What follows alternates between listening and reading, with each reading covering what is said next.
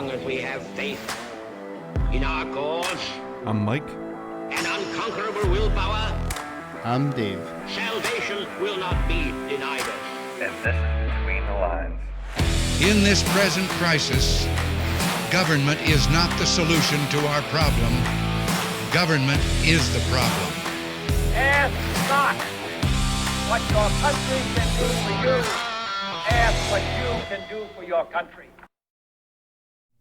And we're back. We're back.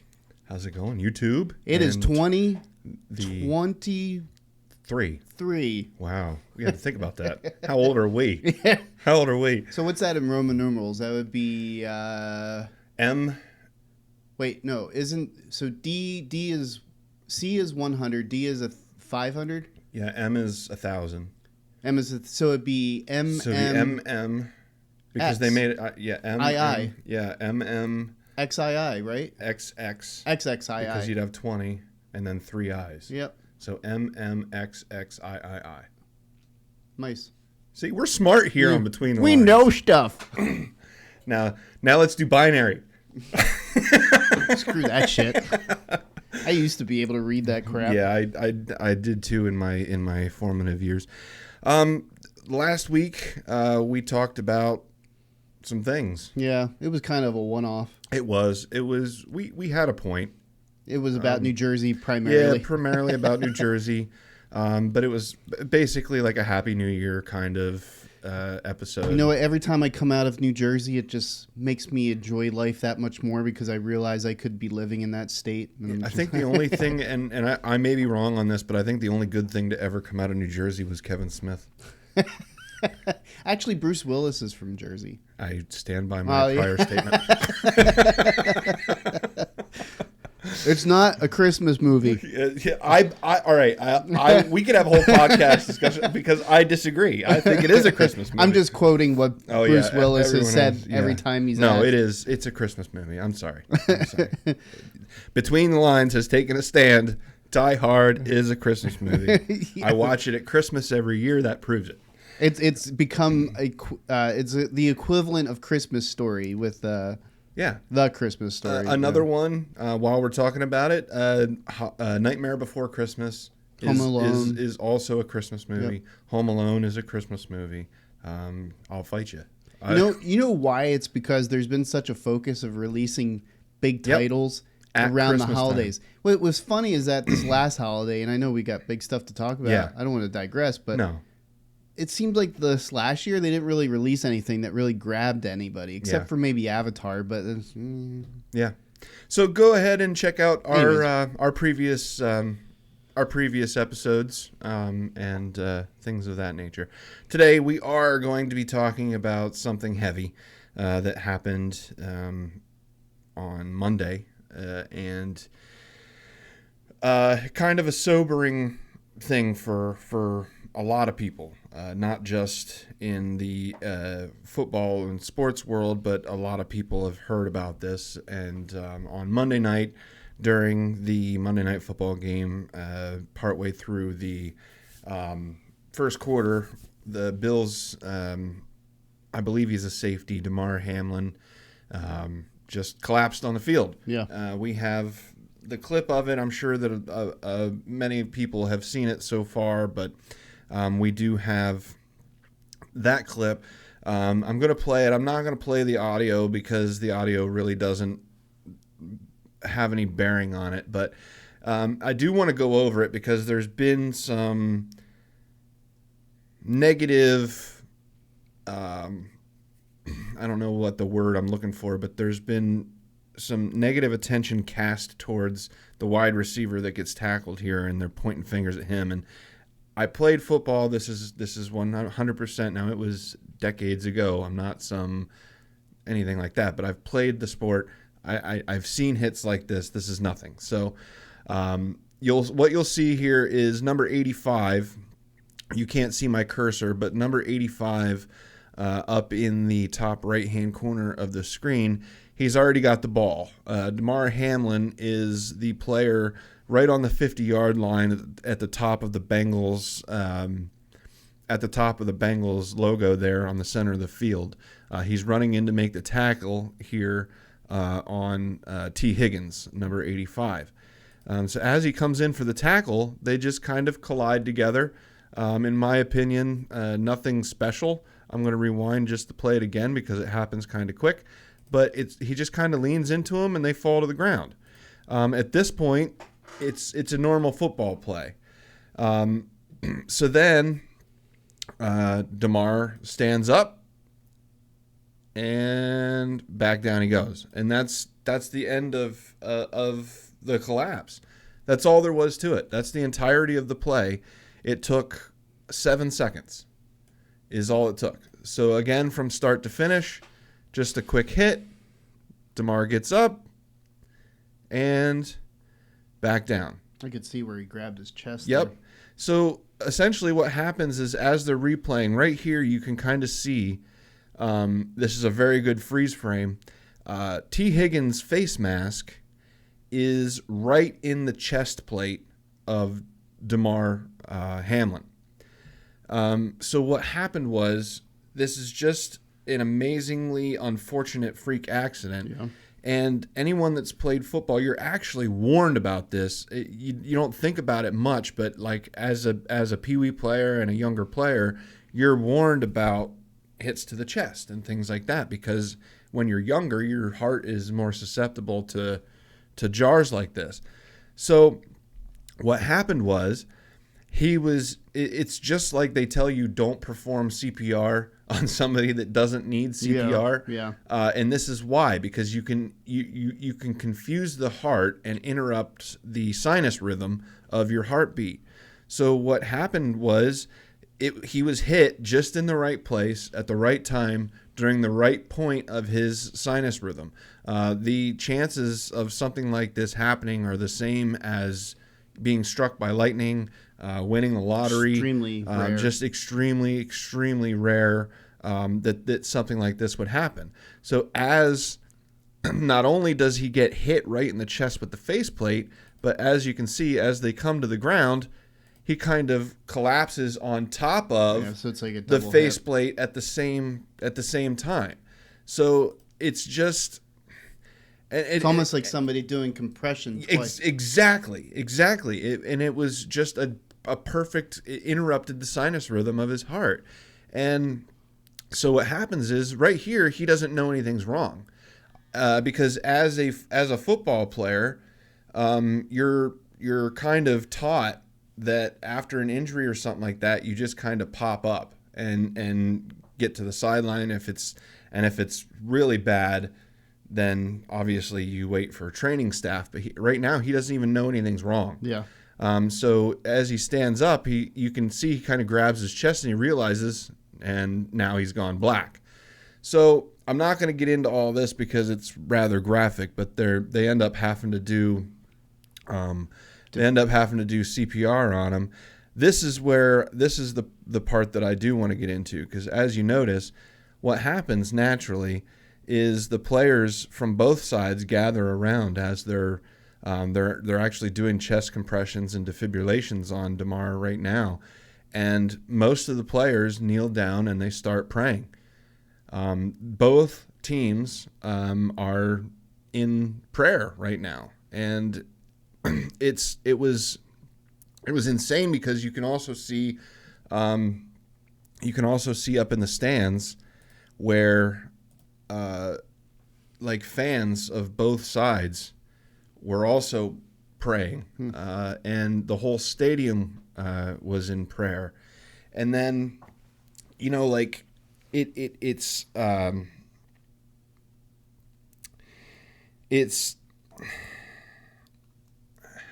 amazing to me,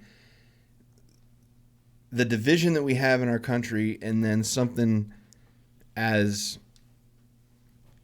in the grand scheme of things, something as insignificant as a football game can bring not only the nation together but the world in one little instant.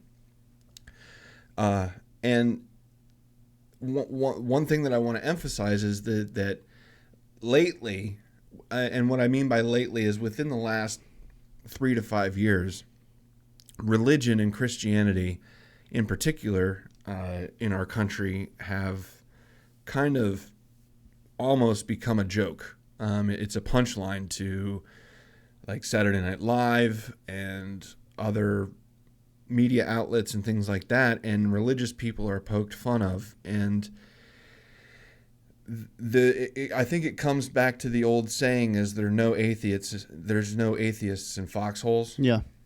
And it's I don't want to have this come off as pious or anything like that, but it's refreshing, actually, to me, to see something like this come about, to where we can have sort of a renaissance of faith in the country, and it doesn't have to be denominational. You know what I mean? We don't have to say, oh, well, this is a Christian nation, or this is a Catholic nation, or this is a Protestant nation, or a Muslim nation, or anything. It's just that we're a nation of people that some are religious and some are non-religious, and what really matters is that when it comes down to things, we all care about each other, and this kind of shows it.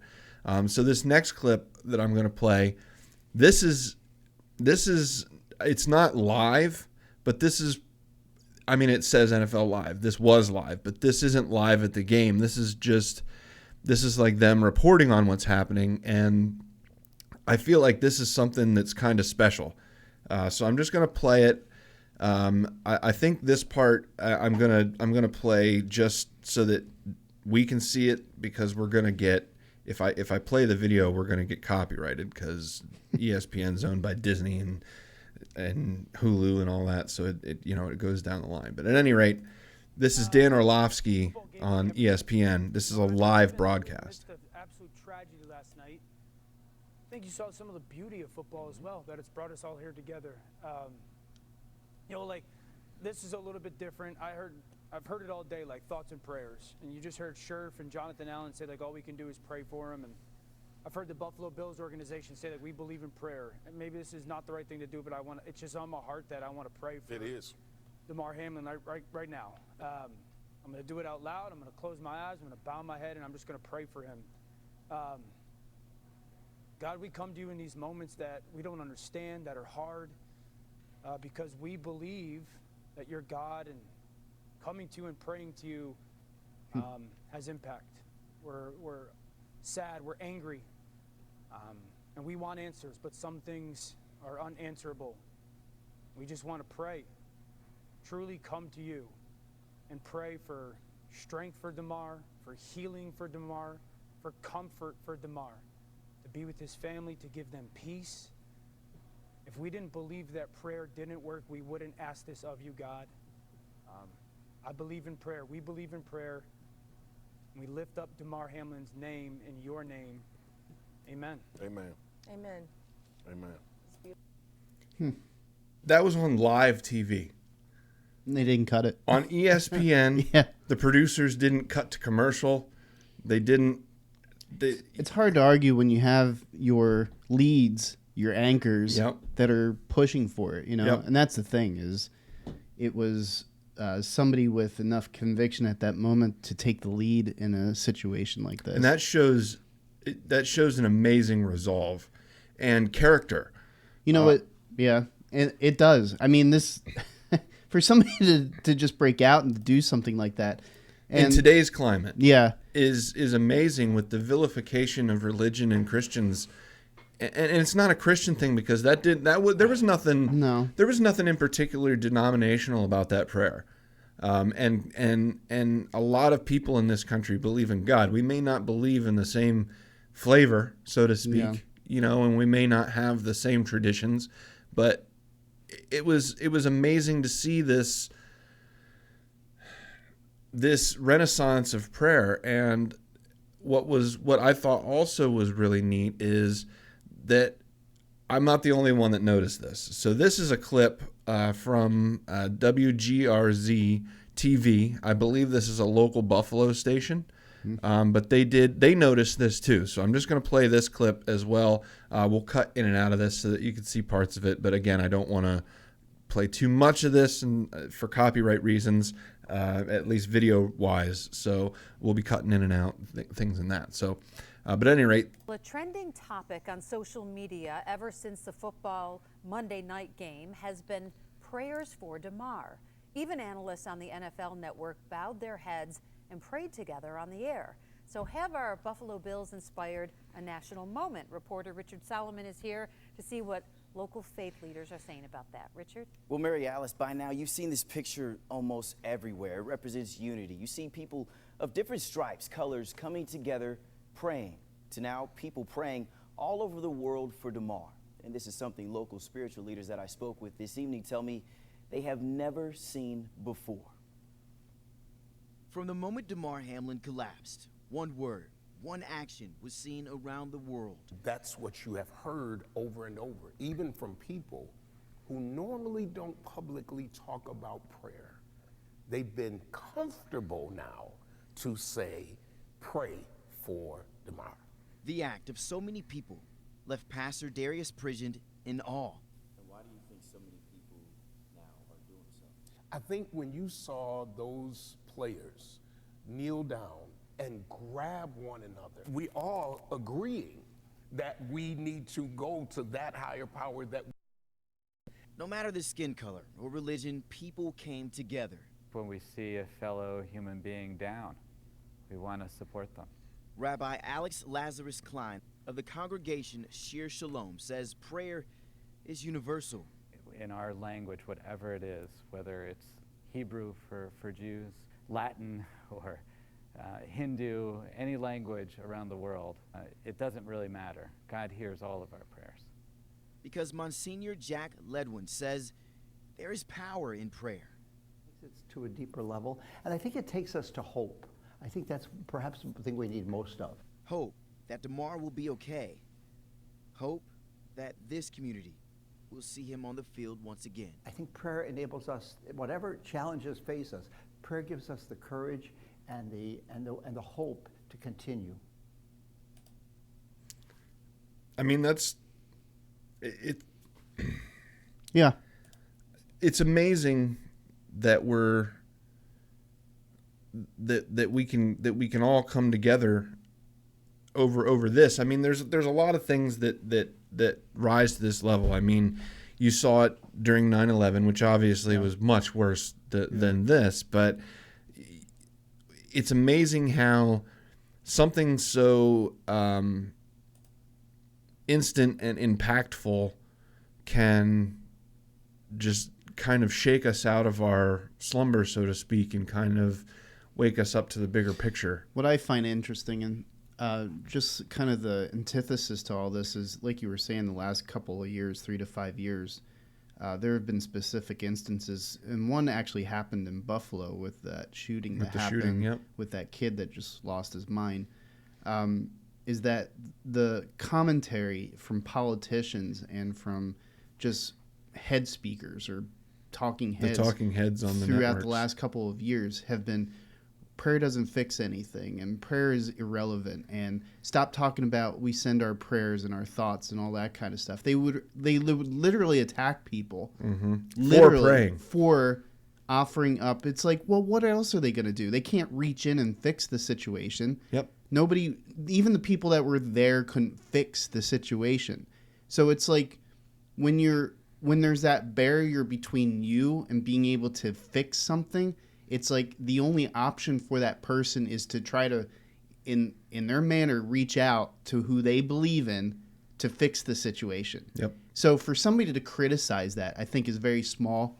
Yeah. And very, just very narrow-minded and very non-empathetic and sympathetic towards, people are showing their concern, but yet you're going to shit on that? Yeah. I mean, but here, it just goes to show is that by and large, despite all the crowd speak and the loud speak that's been going on the last couple of years, down at the core of it, there is still a large preponderance of the population that at least has some level of respect for the activities that these people are showing forth. Absolutely. Even if they don't understand why they're praying, even if in their mind, logically speaking, they're like, well, I don't know who they're praying to. What are they praying to? It's always been, a thing that they bring up that 50-60% or more of the population of the U.S. believes in angels. Yep. They always try to play that stuff down. Yep. They try to play that as a... And make it seem like it's silly. Yeah, Or, almost like it's... But yet at the same time, you have instances like this that you see nowhere else in the world. yeah.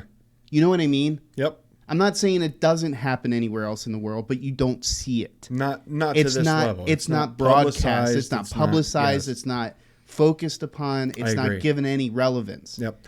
And it's I feel like that's why and this isn't like a America first kind of statement No. or anything like that. No. But I feel like as Americans we have a special duty because we have the ability to have the spotlight the way that we do. I feel like it's our purpose as a country to set the example of this to the rest of the world and show that when things like this happen, you can come together as a nation. And I think the one thing that you brought up that in this next clip that I play, it's a perfect segue because the way you said it was basically, people are looked down on prayer, but when the reason why we pray is not because we don't want to do anything. It's because certain things are out of our control. Yeah. And when things are out of our control and you have no control over a situation, what do you do? So this next clip, I think, kind of pulls into that perfectly.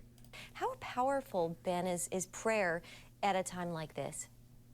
Well, there's a reason why people go to prayer when things are out of their control. And whether it's a natural disaster or whether someone is deathly ill or whether we see a player fall down and almost die on the field like we saw last night, we go to prayer because these things are out of our control, but we know who is in control.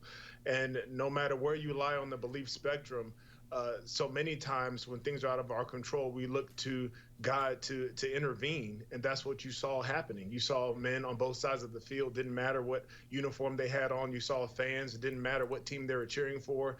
Seek God to intervene and intercede on behalf of DaMar because it's something that we couldn't control. I know personally the chaplains on both of those teams. Len Vanden Bosch is a great chaplain for the Buffalo Bills, and a former player named Vincent Ray is over at the Cincinnati Bengals. And those two men led the prayer circles for their teams, but also many of the players you saw are great men of faith who believe in the power of prayer and believe that God can raise people from the dead if he has to, but also believe that all things work together for the good for those who love him. And so what you're seeing is a very true and authentic outcry from players who know that, this game of football, this entertainment of football is very important. God has given us this game to do so many things. But right now, it's all about this young man, 24 years old, and his family and all that he's going through as he's literally fighting for his life. And I mean, that's an incredible message. Yeah. And the NFL has decided that the game won't resume, and it's a no contest. So it's like it never happened, and nobody's fighting it. Nope. And I don't like it. I feel like the game should have been played, not because football is significant or any reason like that, but because the reason I feel like it is because it not that it disrespects DaMar by not playing the game, but he lived his life for that game. And the first thing he said when he woke up, and he has woken up, and he apparently has no brain damage or anything of that nature. No apparent neurological damage, and it's just a pure miracle, everything that's going on, and I do believe it's directly related to the amount of prayer that has gone into this entire situation. And it's heartening to see when we can put our differences aside for something even as insignificant as football. But when he woke up, when DaMar woke up, his first question was, who won the game? He wrote it down on a piece of paper, and I'm sure it was kind of disappointing to him that because of what happened, his team had to suffer not playing the game, that the game that he loves, had to rearrange the playoffs, and all of this chaos happened because of an injury that happened to him. And obviously it's not his fault, but I can understand where he's coming from somebody that would, he has to love the game to play it at the level he does. And I'm sure that it's disappointing to him that he caused, even though he didn't really cause it, but to a person, how it feels, that he feels like he caused this entire upheaval of the process. So I feel like, out of respect for him, the game should have been played. But knowing the way that football is, it would have postponed the playoffs, and then that would have thrown the entire schedule of the playoffs out of question. And the game itself really had no implications because both teams are already in the playoffs. The only thing that was up in the air was seeding, so they decided to play the game at a neutral site. But none of that really is important. What's important is that a young man went through something tragic, and an entire nation came behind him in prayer. And we mentioned this before the podcast. You said something about this has happened a few times before. It's very erratic. I mean, there were instances of a situation during a hockey game. I don't have any of the names or specifics. These are all generalities. There was a basketball player back in the 80s or 90s that actually had a heart attack due to a similar circumstance. There were situations during lacrosse games. All across different sports, there have been situations. Very rare, very uncommon. However, the commonality in all of these is, I think, most of the situations, they've passed away. Not to say that nobody has recovered from any of these instances, but in most of these situations, they've passed away from it because of the serious nature of it. So, I mean, it's a miracle that he has he's had the recovery that he had, because what was it, 9 minutes, 9 minutes, and I don't know the particulars of it, whether he was without oxygen for 9 minutes, whether it was, but none of that matters. But what matters is from the time he collapsed into the time that he was in the ambulance on the way to the hospital was 9 minutes. And that's fortunate in and of itself. Had he been in any other situation, I don't think he would have made it. Had he not been in a Monday Night Football game, which is the most televised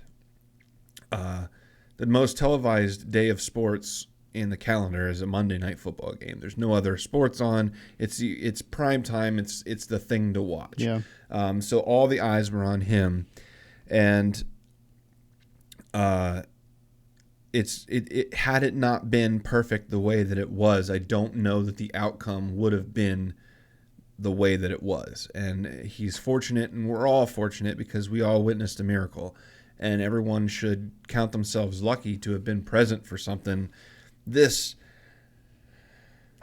substantial and this groundbreaking. And the doctors all were amazing. And I just want to play this one last clip, and then I'll get to my final, my final point on this before we, talk about it in more length. But this is kind of like a final thought from the coach of the Buffalo Bills at a press conference before he takes questions. And I think just this little clip is just as significant as Dan Orlovsky's prayer on ESPN. So I just want to play this little clip too. Finally, and just as important as anything, is glory to God for his keeping DaMar and his family in the palm of his hand over the last couple of days, and his healing powers. With that, I'll turn over to you, Sean. Listening to, I mean, that was brief. That's all I wanted to play, but that's brief but powerful, because he's he's actually saying, like, if it wasn't for the grace of God and the power of prayer, DaMar probably wouldn't have made it. And he's lifted up his family, and he's lifted up the nation, and he's lifted up DaMar. And if it wasn't for the healing power of prayer, that we wouldn't be where we're at. What I find interesting with regards to the NFL in general is that the NFL has been mired in a lot of political controversy over the last couple of years. Yeah, that different has things. Kind of been an example or trying to think of the word to use in this instance, but kind of an indication as to how the rest of the world thinks, or the rest of the United States thinks, in relation to certain things that are coming up. It's not that the NFL is a political platform, but there are times when things come to the forefront that players kind of become the linchpins, of those situations.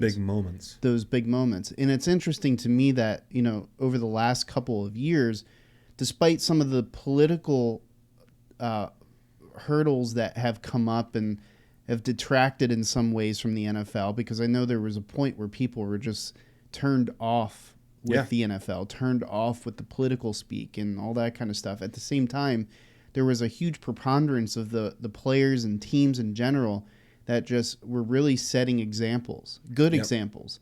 Even despite all of the negative that was happening in the NFL, there was a huge preponderance of these players. And it's not just one or two here or there. It's just like whole teams, like entire teams ranging from the players to the coaches to the owners. There's just a huge preponderance of good example and good, just uplifting, hope-filled type of auras, I guess you would say, or just feelings that were coming out of, things that they were saying, things that they were doing, the way that they would posit themselves on certain situations and issues and whatever the case be. It's interesting that in the midst of turmoil, all the turmoil that the NFL has had, there's still been this glimmer of good that has been there. And I don't mean to point out the NFL so much, but it's just the NFL has kind of become, for the U.S., the escape from politics. It's what baseball used to be. Yeah. Baseball used to be, America's pastime, and really not so much anymore. And if you think about the historical context of what baseball did for politics and civil rights, like Jackie Robinson, and what baseball did to make minorities okay. The NFL has kind of taken up that reign for the new millennium, and now America is kind of, baseball is still popular, but the NFL is I think has widely surpassed all other sports in the United States in popularity, and it's become the new flagship for culture. If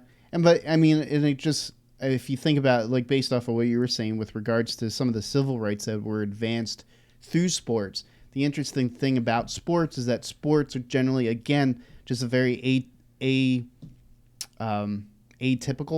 I would say, political platform. But yet it's not. It's a platform nonetheless. It's not intended as a platform. It's intended to play a sport. But for Jackie Robinson, it was a widely accepted sport, widely watched, widely enjoyed. So it was a big deal. It was a big deal, and the very simple fact of this person being on the stage was able to very passively talk about what was important to them.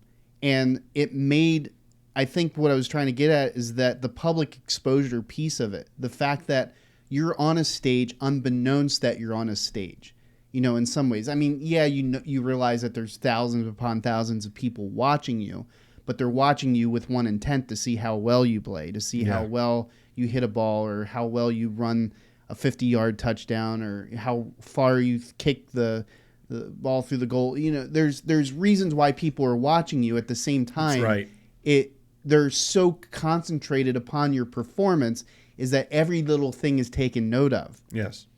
So what you're there for becomes a smaller message than how you present yourself. And I think what's cool about that is that, with Jackie Robinson and others through and there's numerous ones. Oh, so many examples. The one example that comes up, but it's just how that, and I'm not even talking just about civil rights, but just any type of situational important things that are going on right now or at that moment that are being talked about, how that your presentation of that, your conduct as a good player, as a strong player, just resonates a message to the audience, the crowd, more than the person that gets up on a soapbox and tries to push that through to somebody. So these players are bigger, more respected speakers by the way that they conduct themselves than the person whose job is to pronounce whatever it is that's being talked about. So I would say that civil rights leaders like Jackie Robinson had a bigger impact on that movement than any other person that has. I mean, it's hard to say. I would say he would probably be up there with like MLK. Yeah. In that regards. Another good example to me would be like Jesse Owens and the Olympics. Was it Berlin? The Berlin. I can't remember when the Olympics were, but it was in the 30s when Hitler was in power. Okay. And yes. And Bill Burr has a joke about it. We always like to interweave some comedy into the show, but Bill Burr had a joke about how awkward the car ride home would have been for Hitler after the Olympics because they had this whole superior race thing that the white race was the superior race, and then Jesse Owens goes and blows the doors off of all the and they win every medal, and then they're just sitting in the car, Hitler in silence, stewing on the fact that they lost everything. Exactly. So but that's Jesse Owens is a great example of somebody that was that somebody was bigger than the moment that they were in, so to speak. And that's an awesome example, because if you think about it, who else would have been able to present that message to Hitler? To Hitler in such a perfect way. Yeah. I mean, because you're hosting the Olympics, something that's nationally recognized. Something that every state, every country takes a part in. And even in spite of all the craziness of World War II and World War I and all the things that were going on and wrapped up into it politically, they still recognized that sport because it was on the level of, this distinguishes a country as superior. So nobody's going to back away from an instant like that. It's a chance to prove it's an international dick measuring contest. Essentially, is what it is. And not to be crass about it, but that's what it is. Yeah. And a guy like Hitler is not going to miss an opportunity to prove, like in his head, you got to think about the car ride over there. They're like, woo, woo, woo. Yeah. Germany all the way.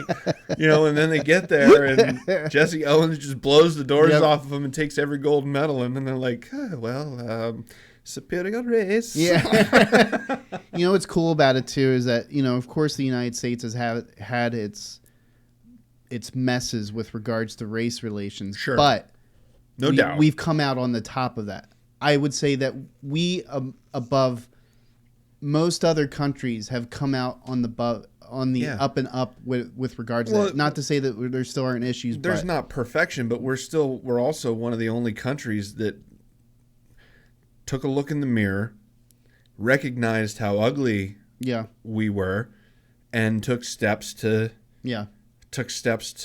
change it. Exactly. Now, for a while there, we realized how ugly we were, and we just put some lipstick on and kind of covered it up. But I think we're starting to peel back the layers over the last, I'll say 20, 30 years. 30 years for sure. Since I think it really started in the late 80s, that we started peeling back, the layers and saying, look, we're not perfect. Because I remember growing up, it was red, white, and blue, shit and rainbows, and the America can do no wrong. And that message is stupid because obviously nothing is perfect. And I think that now, though, we've progressed to a place where we're learning from our mistakes, and we're starting to implement guardrails to kind of make sure that things like that don't happen This again. just goes to show, though, is that I think the general populace, because it's the general populace that shows up at these games, you know? Yeah, it's the average man. It's the average person. It's Joe Blow. It's not the fringe. It's not the. It's not by and large. Yeah, I mean, by and large, there's going to be. It's the most accurate representation of the whole as you can get, because it's across all spectrums. You've got doctors and lawyers sitting next to garbage men, and they're all just enjoying the game. And what's interesting is that you have like the Golden Globes, you have the Oscars, you have the Emmys, you have all these prestigious events where the common man is not represented in any way, shape, or form. Ever. And notice how dramatically the viewership has dropped in the last. It's been an ongoing joke the last couple of years that nobody really gives a crap what goes on in the Globes and the Emmys, and not that people don't watch it, but by and large, most people don't watch it. Yeah, because it's just not to off track, but it's just a bunch of bitchy millionaires celebrating themselves, patting themselves on the back, giving each other trophies, and saying "Yay me, yay me, yay me! Look at me." Whereas in these events, the sporting events, you'll have those same people that are at the Golden Globes and at the Emmys and at the Oscars showing the watch, but they're not the center of attention in these instances by no means. And they're sitting right next to, like, I'm a Steelers fan. So they're sitting, you know, the same thing happens. Those same stars that are getting Golden Globes and whatnot, when they're in the stands, they're sitting to a guy that might have just finished a 16-hour shift at a steel mill. Exactly. And what was they're no better than the guy sitting next to him. Did you see that it was in recent news, like within the last couple of months, that guy who worked in coal mines or worked in some kind of who brought his son West to a Virginia basketball coal game. miner. Yeah. And he just got off work and he didn't have time to change, but he was all dirty and filthy, got but like he so made much it to that his got so son's much game. attention. And I think that's the other thing, is that at these games, most of these games, whether they be minor league, major league, whatever the league be, a lot of times the focus is on the crowd. Like those halftime events, those quarter time events, those special shout outs that they do to the crowd. It always focuses on the crowd and the kids, and you know, they try to make it The family. kiss cams and and the what do they call it? When you ask somebody to marry you, proposals. Jesus. Yeah, Lord, I'm getting early on stage dementia. Proposals, and then you have like when military people come back from overseas, they make a big deal about it at the stadiums. They involve the crowd in the show, so to speak, and you feel like you're in a, and you are when you're in that stadium, you're in a community. And what's cool is that it seems, and I may be wrong about this, but it seems like over the last couple of years, I'd say 10 to 20 years, it seems like the players themselves have become more conscientious about the crowds themselves, because maybe it's just that they've highlighted it more. Maybe that's why it seems that way, but at the same time, the players just doing some really just out of character events, like taking jerseys off in the middle of the event and just giving them, throwing it to the taking crowd. shoes off and giving them to the players, or you know, just grabbing some random kid out of the crowd and giving them a hug, or whatever or whatever the case be, and just highlighting things like that. I mean, yeah, again, it may be just PR, but at the same time, it seems like that's become more of a focal point, you know, within the context of these games that are happening. So it's just like, you know, all that's going on in the last couple of years has been us kind of glued to what the big talking heads are saying, whether they be celebrities in Hollywood or celebrities in Washington. Yeah. You know, those celebrities in Washington. Now, what's cool is that the focus is being taken away from them, pulled away from them, because quite frankly, we're tired of their shit. They don't deserve We're our tired of attention. their message. We're tired of their bickering. We're tired of their negativity. We're tired of the fact that they can't say one thing that is universally good for all of us. We're tired of that crap. And we're looking to these events, football, NFL, these guys that are making a lot of money, but at the same time, many of them just keep very low profiles. I would say that on the large, a lot of these players, except for Deion Sanders, Yeah. keep very low Yeah. profiles. It's by and large. a very large percentage of the NFL that stay out of the spotlight. And I'm not saying they're all like that, but by and large, most of these players, and DaMar was this new guy that just came on to Hamlin, just came on to the, what was it, his first season, I think it second. was. He was in his second season. I mean, Greenhorn, for the most part, Greenhorn, very young, 24 years old. Pennsylvania native. Where from? Out near Pittsburgh. He played at the University of Pittsburgh. Okay. Played with Kenny Pickett, the quarterback for the Steelers. Knew Mike Tomlin. Okay. At the head coach of the Steelers. Gotcha. The name of the town that he's from escapes me. I want to say like White Rock, PA, or something along those lines. Something Rocks, PA. But he's small town kid from PA. Went to the University of Pitt, made a name for himself, and ended up getting drafted by the Buffalo Bills in like the 6th round of the draft. Very late pick, and got a chance to be a starter and just blew it up. Yep. Balled out and showed how good he was, and got himself a starting spot on the Buffalo Bills. And it's just cool because it's such a low profile person for the most part, living life. Not many people heard about DaMar Hamlin before this instance. And another thing that swayed in his favor, it's been heavily reported that he's a devout Christian. Yeah. Prays heavily before every game. And I think it shows in his recovery. Yeah. And I think I want that to kind of be the focus of today's podcast, is that when people are able to come together, in a situation, no matter the reason why, it shows that I feel like let me put it this way. I feel like this country is starving for positivity. Oh yeah.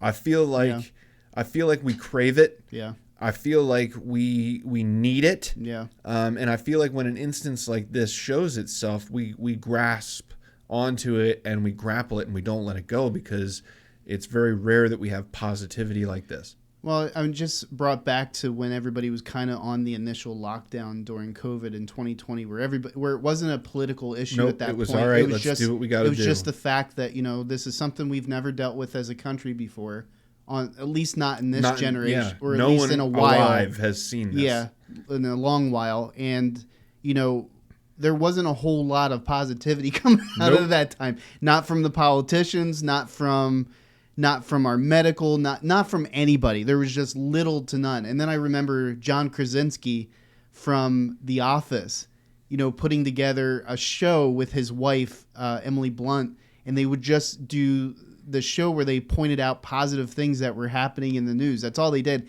And their show blew up, and it was just unique. And John Krasinski is, again, one of those, he's a Hollywood profile, but he's very low profile when it comes down to B-lister for sure. But a good B-lister. But he just got all this. He got attention not because he was trying to bring attention to himself. He was just trying to bring attention to some, just things that would be kind of on the up and up. And then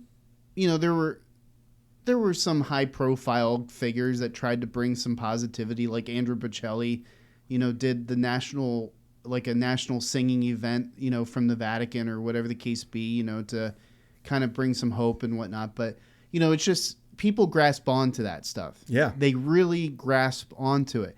And I would think that people would learn from that by now, that, listen, people want good stuff to happen more than they want bad stuff to happen. Absolutely. On the whole, people are good.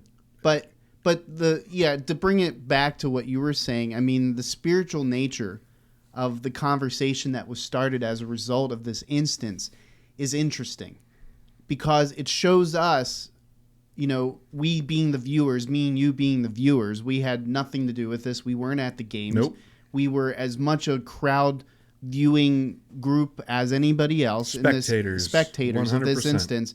It's extremely interesting and encouraging to see that in events like this, a singular human being that was of not a high profile could, in a certain instance in his life where he's brought near to death, when the attention is large enough to where people can see what's going on, that it strikes at the core of people so emphatically, so intensely, that it would drive people to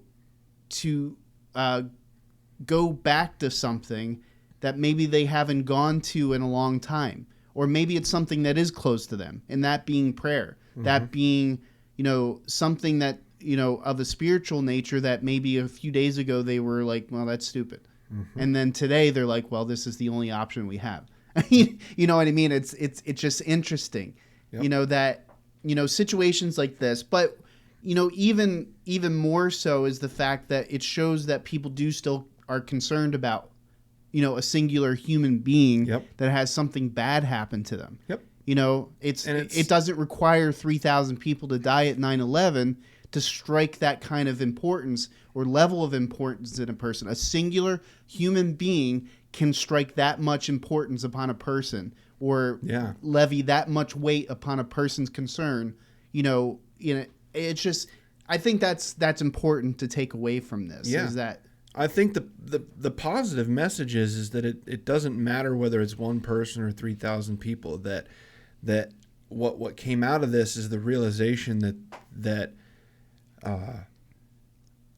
one man is bigger than a game. Yeah, exactly. And life is more important than sports, and it renews.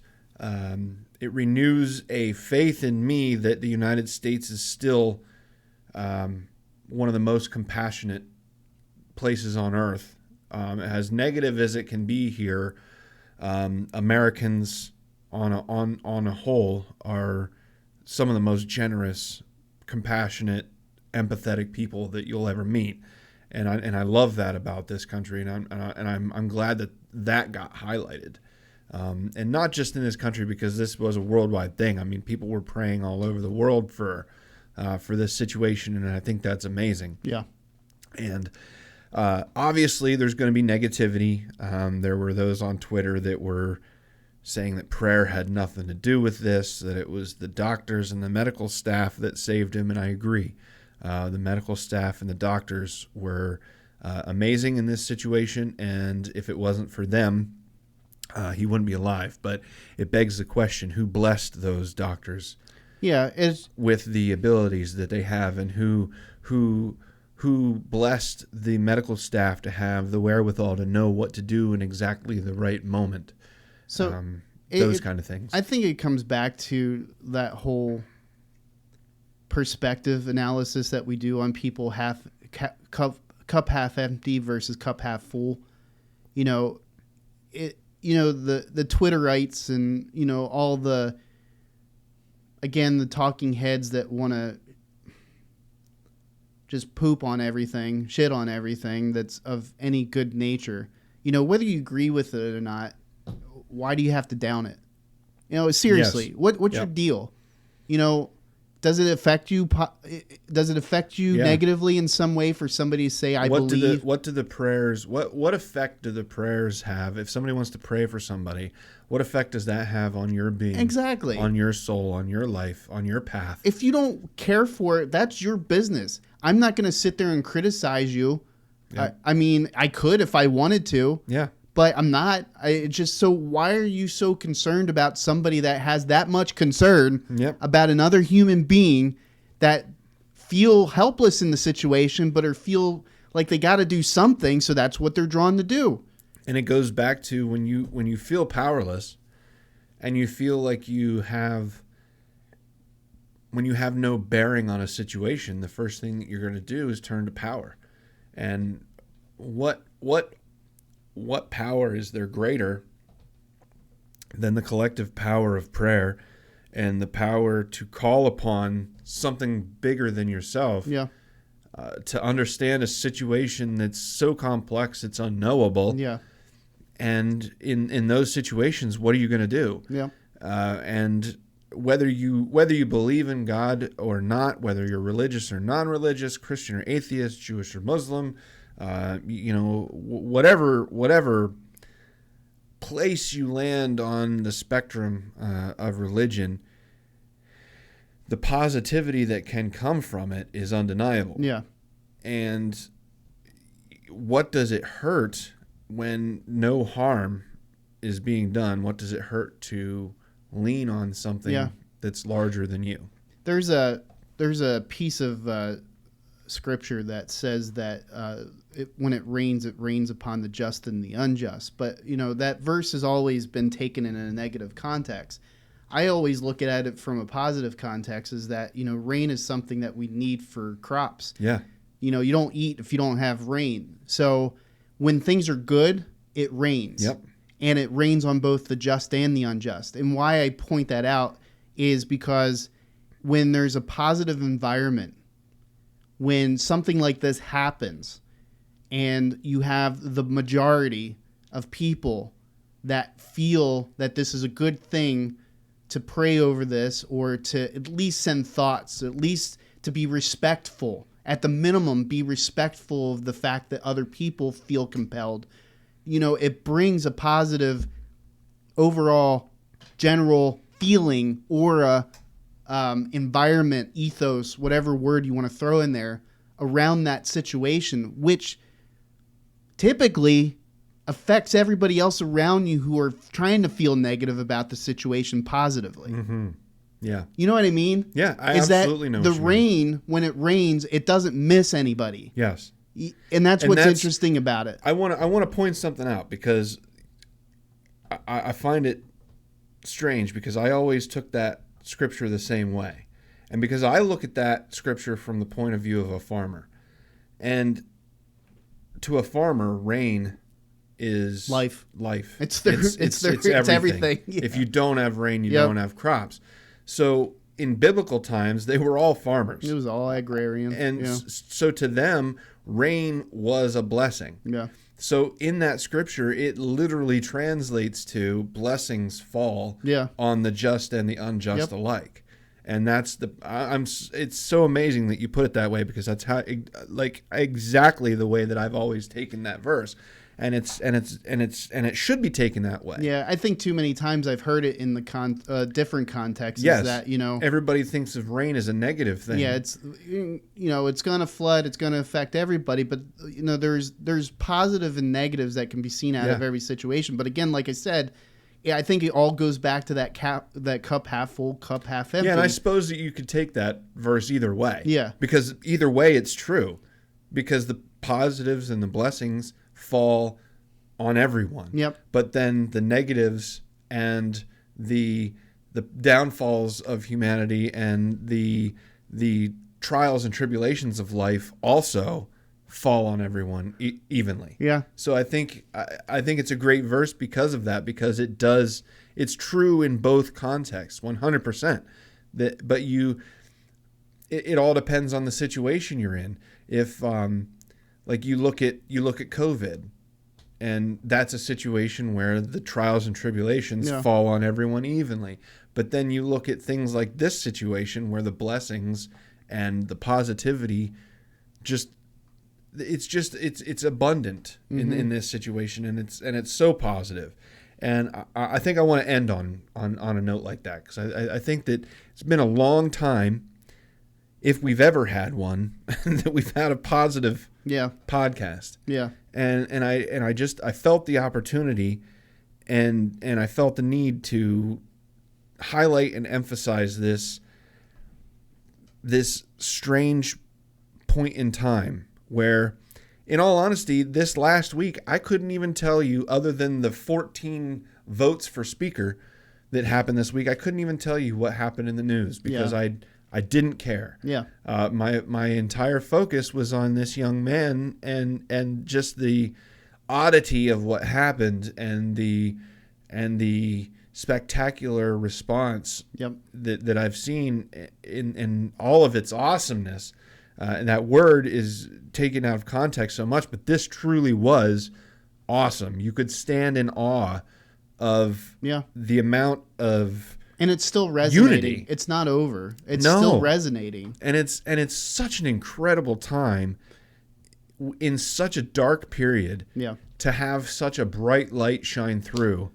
And I think it's exactly what we need. Yeah, I think the audience and anybody that hears this needs, the message is to take situations like this and let this be bigger than anything else that's going on. Yeah. In other words, and, you know, of course, pull from it the essential principles and the core values that are being demonstrated in these situations, but at the same time, at the simplest level, allow it to become a positive situation that kind of umbrellas over top of everything else craptastic that we have to listen to and deal with on a day-to-day basis. Because Exactly. I think if anything, if the rain is perceived as being a bad thing, if you allow something positive like this to blossom out of it, you know, it does umbrella you in a situation. It does protect you, you know, from just maybe not the circumstances and the effects, but it protects you from just being kicked to the ground, you know, by everything else that's going on. So, and I think that's the important thing, because it always astounded me, those people that in the twilight of their lives that are about to pass off are able to see positive. Yeah. It always astounded so peaceful. me. Yeah. And it's these type of moments that kind of capture those moments. So, and I think it's important that people kind of grasp onto this, because it really brings to light, you know, that there are things that are bigger than what's going on, that are positive, that are good, you know, at their core. So I do believe that good still exists, and I do believe at its core this country still is, you know, a positive place, and this just proves it. Yeah. So, I mean, take what you will out of this podcast, but I think that this is just a situation that is just so overwhelmingly wonderful that we need to embrace it and move forward with this as an example of how we should deal with other situations in this nation, where we should come together from a place of healing, come together from a place of concern and empathy. And if we all do that for every situation that we come to, I really feel like there's nothing that we can't conquer together as a nation and just as a human species. Yeah. So I think this is the blueprint for how to move forward, and that's really the message that I wanted to get across. So, you know, keep up the prayers. Keep up the positivity, and I really hope, you know, we're thinking about DaMar and his whole family. Everything has been just positive from their camp, and they're just all so happy to have their family member alive and recovering, and that's positive. To anyone throwing any kind of negativity towards the Bengals, or T. Higgins, or trying to blame anyone for this situation, there's no fault to be had. Yeah. This is not a direction to take it. Let's just move forward amicably and come together around the fact that this young man still has a long life ahead of him and deserves to have his dreams you know, restored and come true. So let's hope that even though in comparison to his life, the game of football is insignificant, his life has become the game of football. Yeah. And let's hope that he can do the thing that he loves again. So keep him in your prayers. Keep the nation in your prayers. Keep positivity in your prayers, and let's hope that we can all keep going this way, because I think it's great. Yeah, I agree. Until next time, take care of yourselves and each other. Bye.